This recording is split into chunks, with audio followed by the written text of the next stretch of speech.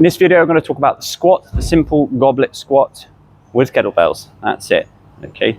Now, of course, there are plenty of variations that you can play with afterwards, but one of the key things is understanding the positioning, but also how to hold yourself in the squat and what will make it work better for you, because there are always a few things that people get quite wrong with this.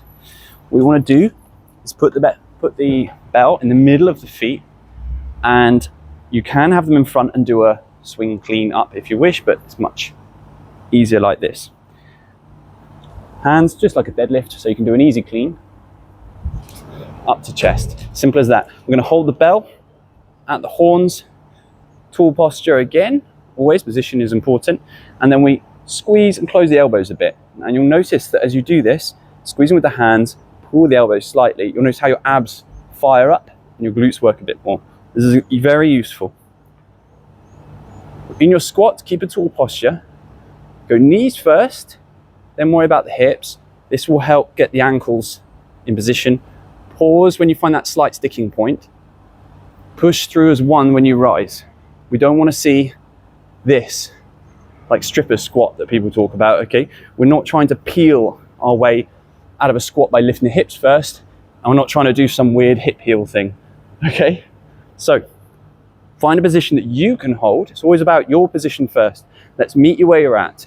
Hold the bell, get strong, feel good about it, and then go for a squat. Imagine there's a chair behind you, hips behind, knees forwards, pause that way you can still hold. Rise and knock out. Pop the weight down. That's as simple as the goblet squat needs to be. Now, of course, we can vary our practices here. We can pull the bell into one side in the rack position with a guard position here, and then we can create a single-sided squat. We can play with it. We can do a split squat with it in the side, goblet, or on the opposite side. So there are loads of ways to play with squat actions, but this is the simple goblet squat and how to build it. And of course, we can do that inverted. There are loads of options for the squat, but the important thing is getting a good squat.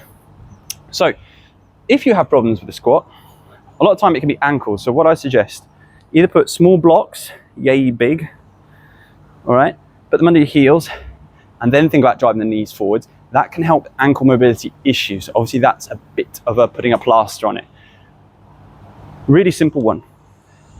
If you're getting tight ankles and you feel they just don't go anywhere, and then it's all your hips, we can then make the movement feel a bit different.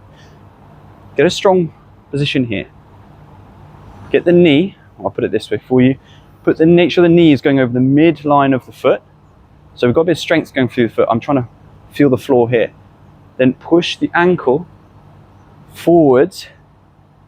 I'm still holding with strength here. So by holding the tension properly through the leg and then pushing away, I'm using the ball of my foot here to push back. I'm not relaxing like a passive stretch like this. This isn't helping anything. Literally does nothing. You need to have some strength through it. So if I push through the floor first, and I'm going to control the positioning in over that midfoot, I should feel some tension around the back of the ankle, the Achilles tendon, where I'm trying to create real movement through tough tissue.